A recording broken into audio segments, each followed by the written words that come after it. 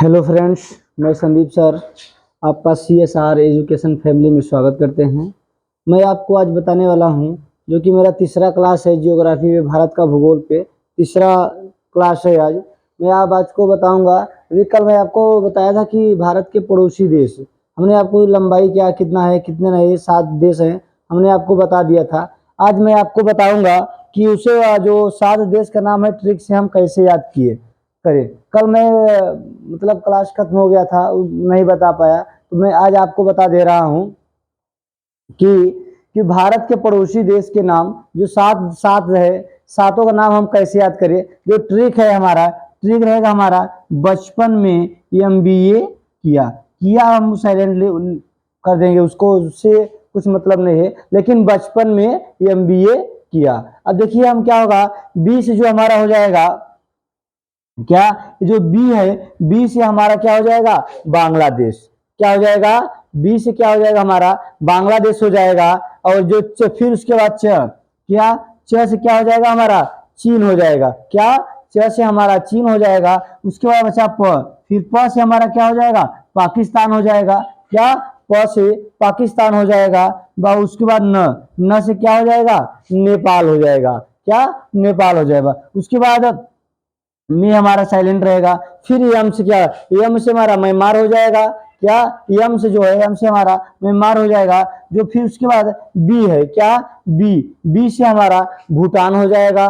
क्या बी से हमारा भूटान हो जाएगा। उसके बाद ए से हमारा क्या हो जाएगा, अफगानिस्तान हो जाएगा। क्या ए से हमारा क्या हो जाएगा, अफगानिस्तान हो जाएगा। तो हमने क्या बचपन में MBA किया। बी से 1, उसके बाद 2, 3, 4, 5, 6, 7 हमारे भारत के जो पड़ोसी देश हैं, सातों का नाम हम इस ट्रिक से याद कर लिया। ये तो आसान भाषा में हमें हर समय याद रहेगा। बचपन में MBA किया, तो बचपन में MBA आपको हर समय याद रहेगा। तो मैं अपने भारत के पड़ोसी देशों का नाम अच्छे से बता सकता हूं। उसके बाद हम आप बता दें कि जो हमारे भारत की सीमा रेखा है और किनके बीच है। क्या किनके बीच है। तो हम आपको बताएंगे जो हमारा रेड क्लिफ रेखा है। क्या जो रेड क्लिफ रेखा है, रेड क्लिफ जो रेखा है, रेड क्लिफ रेखा वो किस किस देश से उसकी सीमा लगती है। क्या रेड क्लिफ रेखा किस किस देश से लगती है। तो रेड क्लिफ जो रेखा है वो हमारे भारत और पाकिस्तान के बीच है।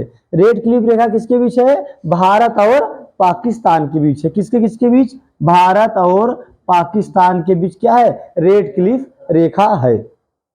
रेड क्लिफ रेखा भारत एवं पाकिस्तान। उसके बाद मैकमोहन रेखा आ जाए। क्या मैकमोहन रेखा अगर पूछ ले कि जो भारत का मैकमोहन रेखा है वो किस किस देशों के बीच उनकी सीमा लगती है, तो किस किस देश के बीच लगती है। क्या रहेगा हमारा, भारत और चीन के बीच।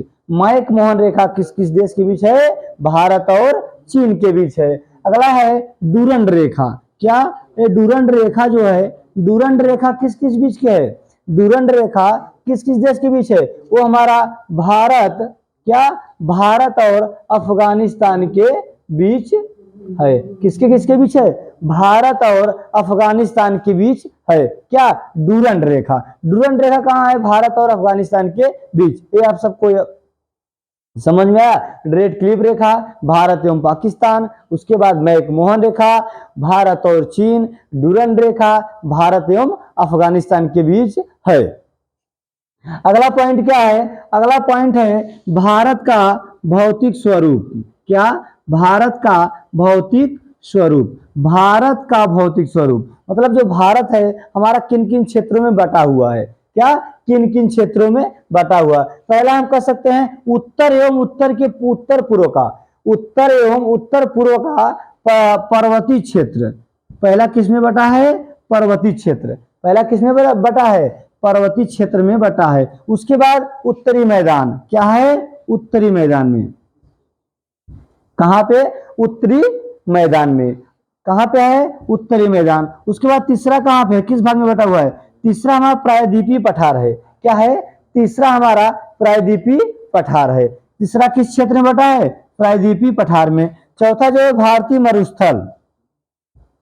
क्या मरुस्थल, भारतीय मरुस्थल। चौथा किस भाग में बटा हुआ है, भारतीय मरुस्थल में बटा हुआ है। किस भाग में, भारतीय मरुस्थल में, जो कि राजस्थान, थार, थार मरुस्थल। ये थार मरुस्थल कहाँ है, राजस्थान है। सबसे बड़ा रेगिस्तान कहाँ है, थार है, वो कहाँ है, राजस्थान में है।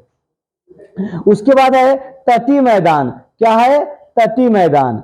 क्या है, ये तटीय मैदान है, तटीय मैदान में बटा हुआ है। और हमारा जो उसके बाद द्वीपीय समूह है, क्या, द्वीप समूह है, द्वीप समूह हो गया। इसे तटीय मैदान, जो तटीय मैदान है जो समुद्री इलाके से सटे हुए हैं। क्या, तटीय मैदान मतलब जो समुद्री इलाके से सटे हुए हैं। जिसे भारत के 9 राज्य सटे हुए हैं। क्या, भारत के 9 राज्य सटे हुए हैं। जैसे हम गुजरात कह सकते हैं, महाराष्ट्र कह सकते हैं, गोवा, तो हमारा कर्नाटक हो गया, केरल हो गया, तमिलनाडु हो गया, आंध्र प्रदेश हो गया, उड़ीसा हो गया, पश्चिम बंगाल हो गया। ये हमारा तटीय राज्य से सटे, भारत के 9 राज्य जो हैं तटीय राज्य से सटे, मतलब समुद्र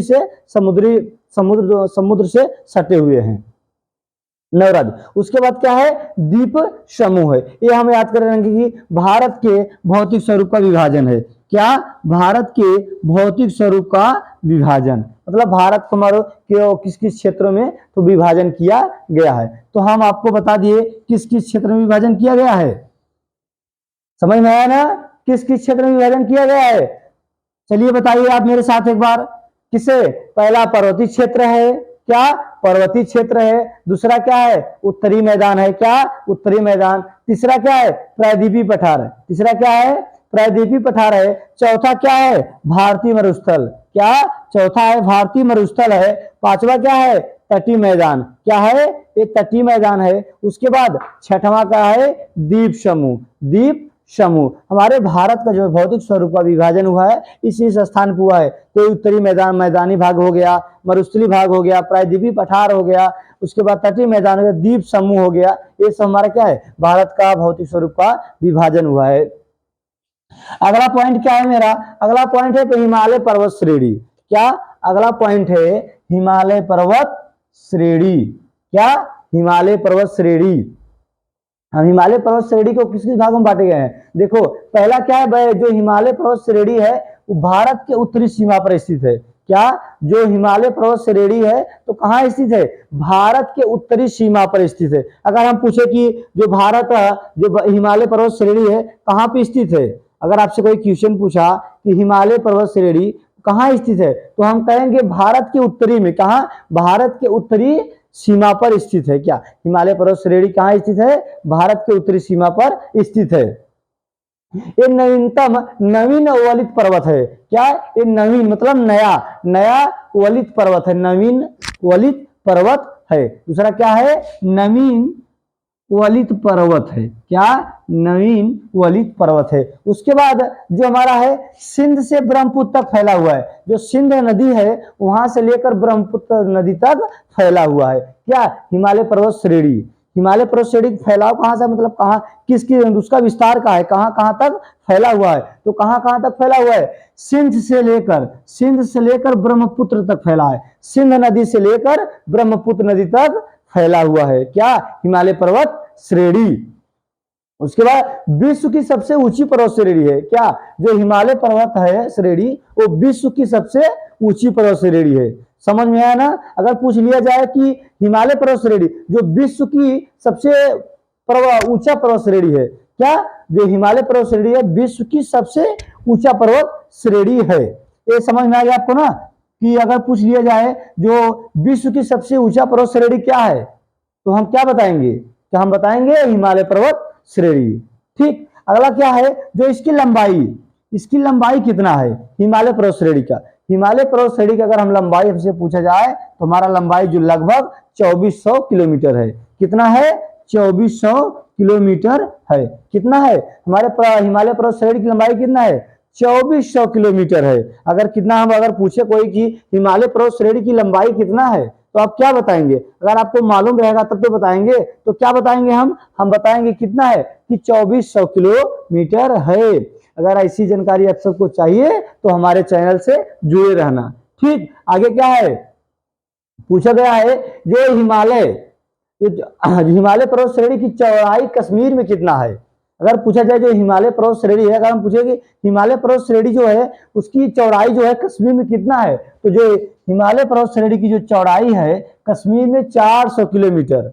क्या कश्मीर में कितना है? अगर हम पूछ ले हिमालय पर्वत श्रेणी की जो कश्मीर में चौड़ाई कितना है, हम तो कितना बताएंगे? 400 किमी बताएंगे, या तो 400 किलोमीटर। अरुणाचल प्रदेश में पूछा जाए तो, अगर पूछ लिया भाई हमने तो बता दिया कश्मीर में ठीक है 400 किलोमीटर है। अगर हमने कोई पूछ लिया आपसे कि भाई सर ठीक है आप बताओ अरुणाचल प्रदेश में कितना किलोमीटर है, तो हम क्या बताएंगे? 150 किमी, 150 किलोमीटर। क्या बताएंगे? 150 किलोमीटर हम बताएंगे कि ये हमारा हो गया कश्मीर में हिमालय पर्वत श्रेणी की चौड़ाई कितना है? 400 किमी। अरुणाचल प्रदेश में पूछा जाए कितना है तो 150 किलोमीटर है। अगला पॉइंट क्या है? अगला पॉइंट हमारा है हिमालय का उत्तर दक्षिण विभाजन। जो हिमालय का उत्तर और दक्षिण में विभाजन कैसे हुआ है?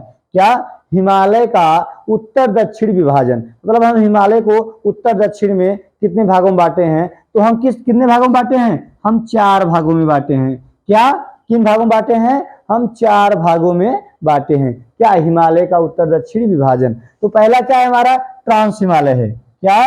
ट्रांस हिमालय है। आप नाम सुने होंगे कहीं पर, हाँ भी आज भी मैं बता रहा हूँ। अभी इसके बारे में जो है उसके बारे में अगले क्लास में जब हम बताएंगे तो उसके बारे में हम ट्रांस हिमालय क्या है, महान हिमालय क्या है, निम्न हिमाचल हिमालय क्या है, बाह्य शिवालिक हिमालय क्या है, इसके बारे में मैं अगले वीडियो में बताऊंगा। इसके बारे में पहले हम यहाँ बता दे रहे हैं आपको।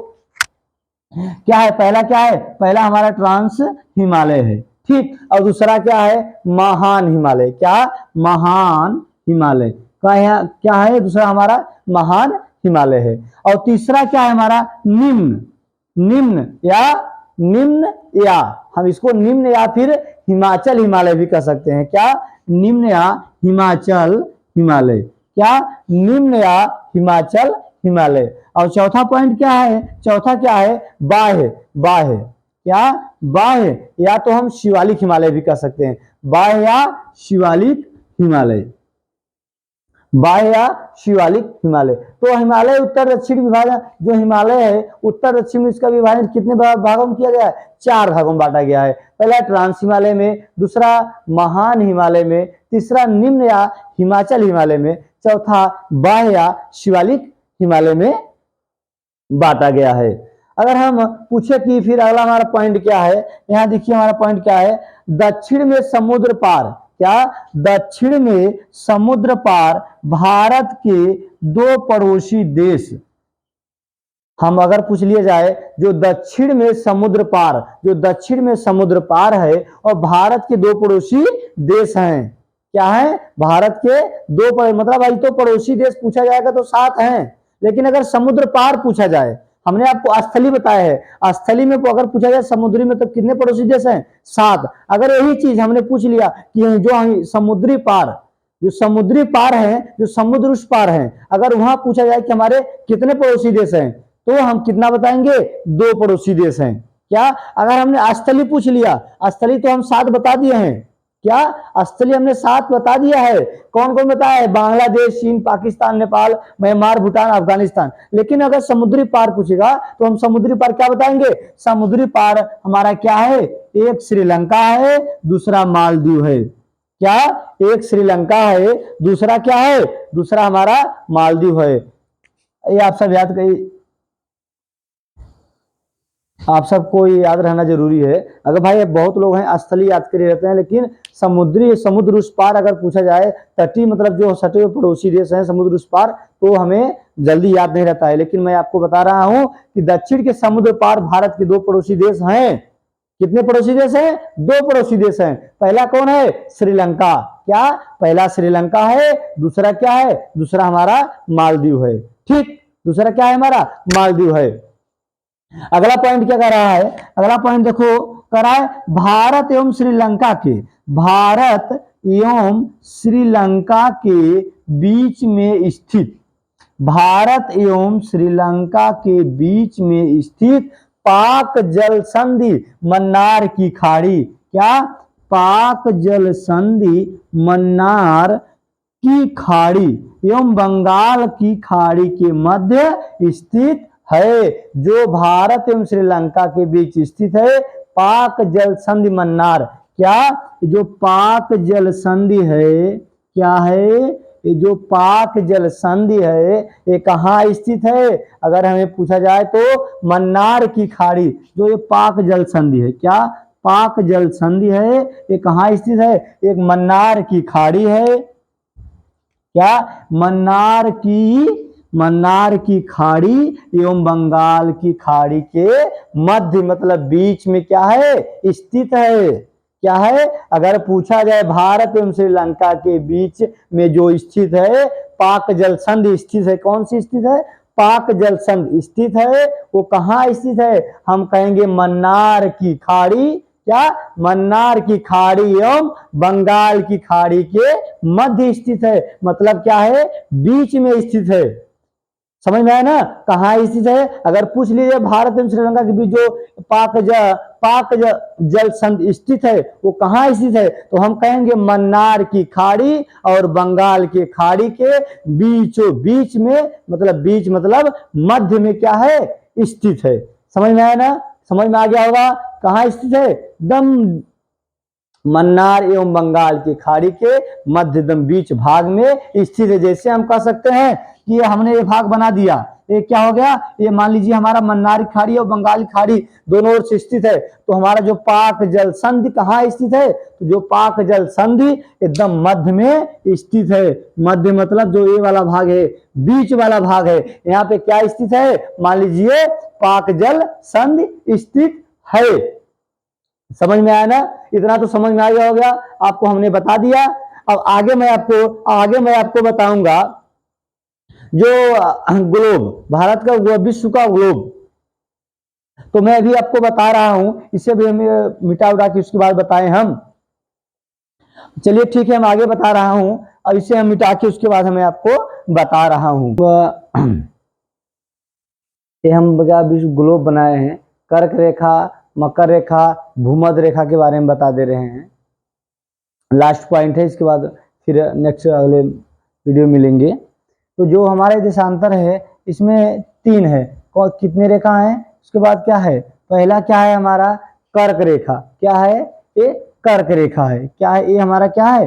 कर्क रेखा है। उसके बाद बीच में क्या है हमारा? ये भूमध्य रेखा है। क्या है? भूमध्य रेखा। इसे हम विषुवत रेखा के भी नाम से कहें, या हम भूमध्य रेखा कहें या हम इसे विषुवत रेखा कहें, ठीक। उसके बाद लास्ट क्या है? ये मकर रेखा है। क्या है? ये मकर रेखा है। क्या है? मकर रेखा, ठीक, मकर रेखा। और इसमें जो हमारा ये है, ये वाली लाइन है, ठीक, ये वाली लाइन क्या है? ये हमारा अक्षांश रेखा है। क्या है? अक्षांश रेखा या समांतर रेखा के भी नाम से हम जानते हैं कि दोनों क्या अक्षांश, चाहे अक्षांश रेखा कहें या तो समांतर रेखा कहें, दोनों बात एक ही है, ठीक है। ये तीनों में उसके बाद क्या है? जो हमारी ये लाइन है, जो इसे खड़े वाली लाइन है, मतलब जो उत्तर से दक्षिण है, क्या जो उत्तर से दक्षिण है वो हमारा कौन सी रेखा है? वो हमारी देशांतर रेखा है। जो उत्तर से दक्षिण है वो कौन सी रेखा है? वो देशांतर रेखा है।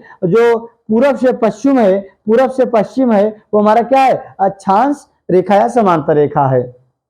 पूछा जाता है कर्क रेखा की लंबाई क्या है, तो हम कर्क रेखा की लंबाई क्या है? कर्क रेखा की जो लंबाई है, कर्क रेखा की लंबाई कितना है? कर्क रेखा की लंबाई है 36,788 किलोमीटर है। कितना है? 36,788 किलोमीटर कर्क रेखा की क्या है? लंबाई है। वही हमारा यहाँ मकर रेखा है। क्या है? मकर रेखा। मकर रेखा की लंबाई कितना है? 36,788 किलोमीटर मकर रेखा की क्या है? लंबाई है। उसके बाद हम बीच में क्या है हमारा? भूमध्य रेखा। क्या? भूमध्य रेखा या विषुवत रेखा। क्या? जो भूमध्य रेखा है या तो विषुवत रेखा, अगर इसकी लंबाई पूछा जाए तो इसकी लंबाई क्या है? 40,076 किलोमीटर है। क्या? भूमध्य रेखा या विषुवत रेखा की लंबाई, ठीक। कर्क रेखा जो है माही नदी को 2 बार काटती है। अगर पूछ लिया जाए आपसे कि जो अक्षांश रेखा है, पूछ ले कि इनके बीच की दूरी क्या है, मतलब इनके बीच की दूरी कितना है। अक्षांश रेखा यहां से लेकर यहां से इनके बीच की दूरी, मतलब 2 अक्षांश रेखा के बीच की दूरी क्या है? क्या, दो अक्षांश रेखा के बीच की दूरी क्या है, तो दो अक्षांश रेखा के बीच की दूरी हम कहेंगे 111 किलोमीटर। दो अक्षांश रेखा के बीच की दूरी, दो अक्षांश रेखा के बीच की दूरी कितना है, 111 किलोमीटर। अगर यही पूछा जाए जो कि देशांतर, दो देशांतर रेखा के बीच की दूरी क्या है, तो दो देशांतर रेखा के बीच की दूरी क्या है, 111.32 किलोमीटर। क्या, 111.32 किलोमीटर दूरी है दो देशांतर रेखा के बीच की दूरी। पूछ लिया जाए देशांतर रेखा की संख्या कितना होती है, जो है इसकी संख्या क्या होती है, इसकी संख्या क्या होती है, 360। क्या होती है, 360। अगर हम देखते हैं कि जो 360 डिग्री होता है, क्या, 360 डिग्री होता है, कितना, 360 डिग्री होता है, तो एक एक डिग्री पर ही हमारी देशांतर रेखा खींची गई है। कितना, एक एक डिग्री पर हमारी देशांतर रेखा खींची गई है। अगर कोई पूछे देशांतर रेखा की संख्या कितना है, तो हम कितना बताएंगे, 360 बताएंगे। अगर अक्षांश रेखा की संख्या पूछ ली, अगर कोई अक्षांश रेखा की संख्या पूछ ले तो कितना है, अक्षांश रेखा की संख्या कितना है, 181 है। कितना, अक्षांश रेखा की संख्या कितना है, 181 है। इतना आपको समझ में आ गया। कर्क रेखा, भूमध्य रेखा, मकर रेखा, अक्षांश रेखा, देशांतर रेखा, और जो भूमध्य रेखा को विषुवत रेखा कहते हैं, अक्षांश रेखा को समांतर रेखा कहते हैं। दो अक्षांश रेखा के बीच की दूरी कितना है, 111 किलोमीटर है। और दो देशांतर रेखा के बीच की दूरी कितना है, 111.32 किलोमीटर है। अगर कर्क रेखा की लंबाई पूछा जाए तो 36,788 किलोमीटर है। मकर रेखा की लंबाई पूछा जाए तो 36,788 किलोमीटर है। अगर भूमध्य रेखा या तो विषुवत रेखा की लंबाई पूछा जाए तो 40,076 किलोमीटर है। और अक्षांश रेखा की संख्या पूछा जाए तो 181 है। देशांतर रेखा की संख्या पूछा जाए तो हमारा 360 है। उसके बाद हाँ, कर्क रेखा जो है महीने की 2 बार काटती है। इसके लिए आज के लिए बस इतना। और हमें आप सब देखिए, आप सबको वीडियो अच्छा लगेगा। बाकी मेरे चैनल पे अगर आप नए हैं तो मेरे चैनल को भाई सब्सक्राइब करिए, लाइक करिए, शेयर करिए। आप सपोर्ट करेंगे उसके बाद तभी तो कोई चीज चल पाएगा। अगर आप सपोर्ट कर रहे हैं मेरा, तो मैं आपको इतना निश्चित है कि मैं आपको अच्छी अच्छी सी जानकारी आपको पास पहुंचाऊंगा। जो भी वीडियो अगर आएगा, अगर आप सब्सक्राइब करेंगे तो मेरा वीडियो सबसे पहले आप तक पहुंचेगा। ठीक है। जय हिंद, जय भारत।